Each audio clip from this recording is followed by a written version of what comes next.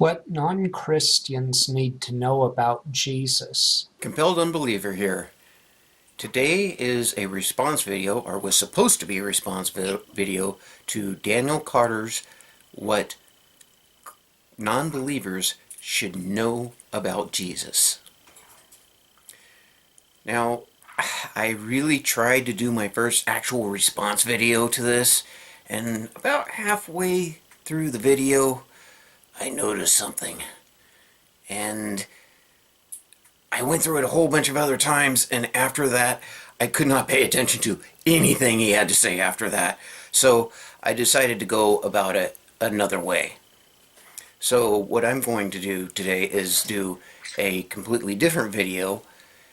It is what Christians need to know about Jesus. It just got real.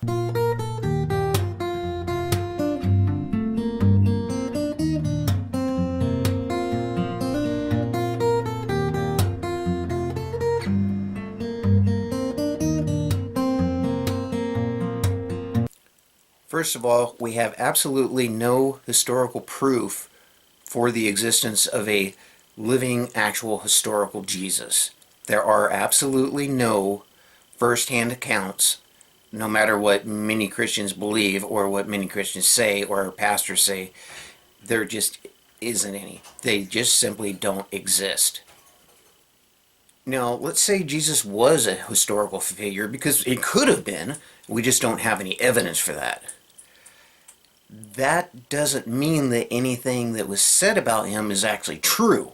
For example, King Arthur or Robin Hood, they may have been based on actual people, but we don't know for certain. All the mythology, all the tales about the great King Arthur, Excalibur, everything else, that's mythology. It's not true. Same thing with Paul Bunyan and John Henry. Just because a mythology exists doesn't mean that that person actually exists. And even if the person does exist, or did exist, it doesn't mean that the mythologies are true. They're just made up stories. In particular, in Jesus' case, even if he did exist, it does not follow that he actually was God. Jesus said that he would return in regards to his second coming very clearly in a very, very short period of time, before all of his disciples actually passed away. That's a very, very short window. It's been 2,000 years almost. Deuteronomy 18:20 through 22 gives us the test for a prophet. Whatever a prophet says, if it comes true, then they are an actual prophet. Jesus fails this test also. There's no real indication that Jesus actually wanted to or had any desire to start a church, particularly a religion after him. In his lifetime, there was no recording of what he said, which, being that he was God, he certainly should have done that so that we would know what his words are, but we don't.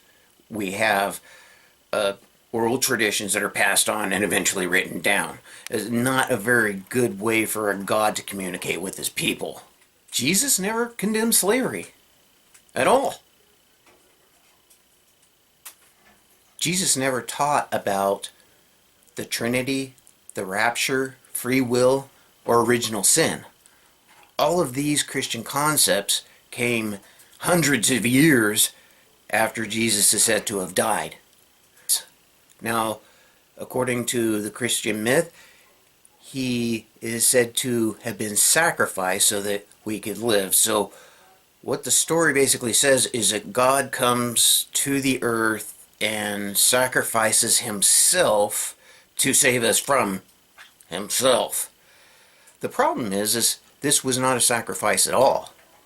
Because when Jesus died, according to the story, he ascended to heaven. He became, or he became or return to his original state of being, a higher state of being. He became God, or returned to being God. That's not a sacrifice at all. Nothing was lost. Nothing in any way indicates a sacrifice. A sacrifice is when you lose something forever. And Jesus did not do that. Jesus' sacrifice was not necessary at all, because after Jesus died, when Paul comes around, the whole idea of the religion changes, and now it is only believing in Jesus. The whole sacrifice thing doesn't even matter. Supposedly before that, it was his actual sacrifice that saved us. Now, it's just faith, just believing. There's one more thing I'd like.